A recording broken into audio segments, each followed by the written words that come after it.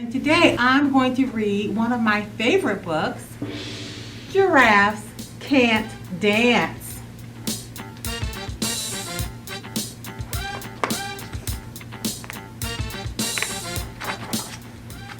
Giraffes Can't Dance by Giles, Andreae. Gerald was a tall giraffe whose neck was long and slim, but his knees were awfully crooked and his legs were rather thin.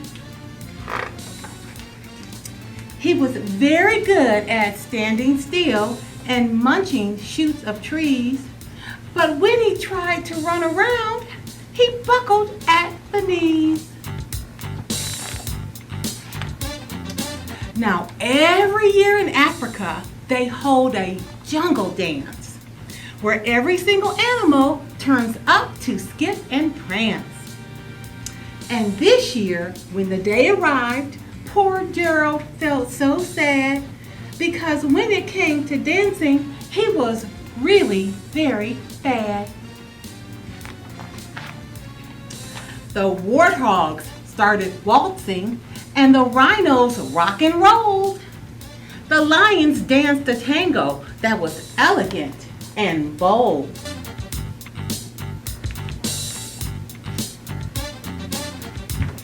The chimps all did the cha-cha with a very Latin feel, and 8 baboons teamed up for a splendid Scottish reel. Gerald swallowed bravely as he walked toward the floor, but the lion saw him coming and soon began to roar. They looked at clumsy Gerald. The animals all sneered. "Giraffes can't dance, you silly fool. Oh, Gerald, you're so weird." Gerald simply froze up. He was rooted to the spot. "They're right," he thought, "I'm useless. I feel like such a clot." So he crept off from the dance floor and he started walking home. He'd never felt so sad before, so sad and so alone. Then he found a little clearing and he looked up at the sky. "The moon can be so beautiful," he whispered with a sigh. "Excuse me," coughed a cricket who'd seen Gerald earlier on. "But sometimes when you're different, you just need a different song." Listen to the swaying grass and listen to the trees. To me, the sweetest music is those branches in the trees. So imagine that the lovely moon is playing just for you. Everything makes music if you really want it to. With that, the cricket smiled and picked up his violin. Then Gerald felt his body do the most amazing thing. His hooves had started shuffling, making circles on the ground. His neck was gently swaying and his tail was swishing round. He threw his legs out sideways and he swung them everywhere. Then he did a backward somersault and leapt up in the air.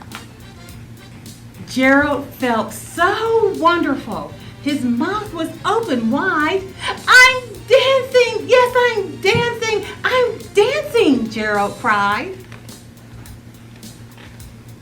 Then, one by one, each animal who'd been there at the dance arrived while Gerald boogied on and watched him quite entranced. They shouted, "It's a miracle! We must be in a dream. Gerald's the best dancer that we've ever seen." "How did you learn to dance like that? Please, Gerald, tell us how." But Gerald simply twirled around and finished with a bow.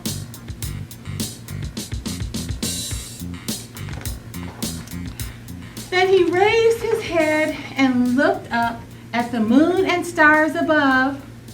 "We all can dance," he said, "when we find music that we love. I hope you enjoyed listening to one of my favorite stories, Giraffes Can't Dance, because I love it because if you think about a growth mindset, it's not that Gerald couldn't dance, he just couldn't dance yet. So I want you to always remember, don't let people tell you that you can't do something, you just can't do it yet. Teach me how to plug it, hey. They be like, smooth, what? Can you teach me how to dug it? You know why? Cause all the girls love it, hey. All I need is a beat that's super bumpin'. And for you to back it up and dump it, get it.